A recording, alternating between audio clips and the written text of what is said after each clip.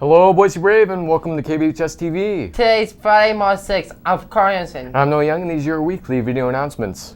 Congratulations to our 5 video broadcasting studios whose those projects have been selected in the top 10 of the Catbed Movie Trailer Contest. Owen Dorr, Gage Cochrane, Brock Warden, Keegan Noriyuki, Bella Hall, Lana Bella, not me, Noah Young, and Joey Santarusa all have projects which will be shown next Wednesday, March 11th, on the big screen at the Overland Park Cinema, starting at 6:30. There's no cost to attend this screening. That's right, Carter. In fact, all audience members are treated to a free popcorn and pop. So please plan to come out and support these talented filmmakers on Wednesday night. In other news, many people have been noticed all of the modifications we have made at Boise High to change from the Braves to the Brave.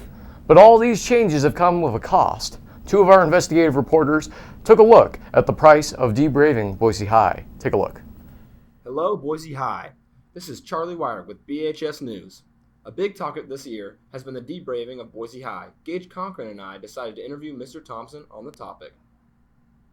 At the end of the day, it's not really up to you and me to decide if it's offensive to the Native Americans. The process of debraving Boise High began even before Mr. Thompson was the principal.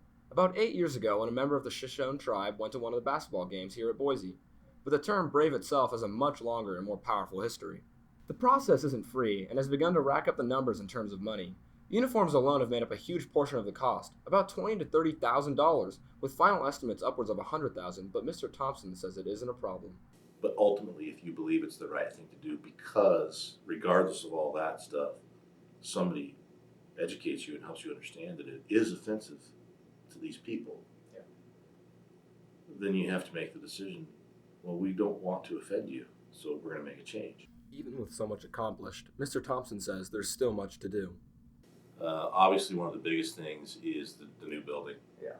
There isn't much left in there, but what is left in there is significant because it's painted into the floor, brand new floor. Yeah. So we'll have to have the floor redone. And I would say that'll probably be one of the last things we do. Even with only the uniforms and the gym floor left, it's estimated that it will still take 3 to 5 years for the entire project to be complete, which is still ahead of schedule. With the tribes that would have inhabited this area, which are primarily the Shoshone-Bannock and the Paiute. And we've been able to accomplish those two things so far in a pretty short amount of time, and I'm really proud of our community for doing that.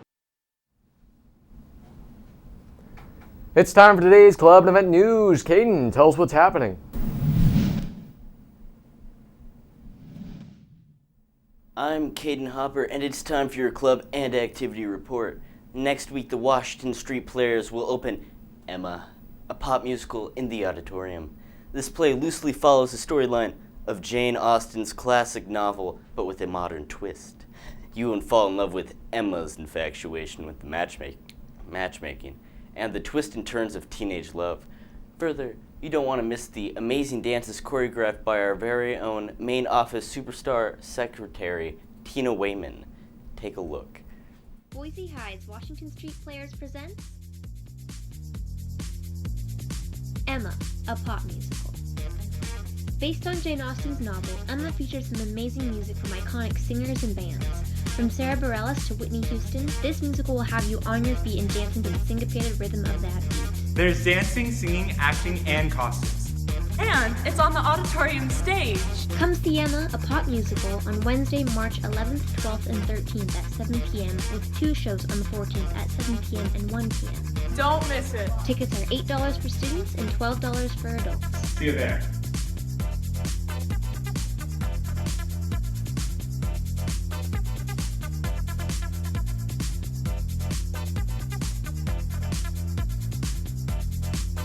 Follow Washington Street Players on Instagram at Boise High Theater for more info and behind the scenes. Come see Emma! Today, the following clubs are meeting at lunch. Ukulele Club meets in 524, Film Club is in 509, and Saga is in 331. And FCA is in 221. Well, this has been Caden, and you are officially up to date. Back to you, Noah. Let's turn things over to Finn at our sports desk. Finn, tell us the score. Hi Brave fans, I'm Finn Pearl and it's time to talk sports. Good luck to our Brave hockey team as they compete in the state tournament today and tomorrow at the Idaho Ice World. Today they had an early game at 7:45 a.m. and will meet Timberline in a 1 p.m. matchup. Tomorrow they will medal with Mountain View at 7:30 a.m. and then face Eagle Rocky at 12:15 p.m. Please mark your calendars for next Monday and Tuesday when our baseball squad opens with a 2-game homestand. The team welcomes BK on Monday and Nampa on Tuesday, with both games beginning at 6 p.m. Don't forget about our softball team, who also begins their season at home on Monday when they host Middleton. The first pitch is thrown at 5:30 p.m. Be there! Finally, good luck to our tennis teams, who will host BK on Tuesday and Parma on Thursday to kick off season. Matches begin at 4:30 p.m. at Fort Boise, and they would love your support. Well, that's your sports wrap. This has been Fit and Reporting. Now back to you, Noah.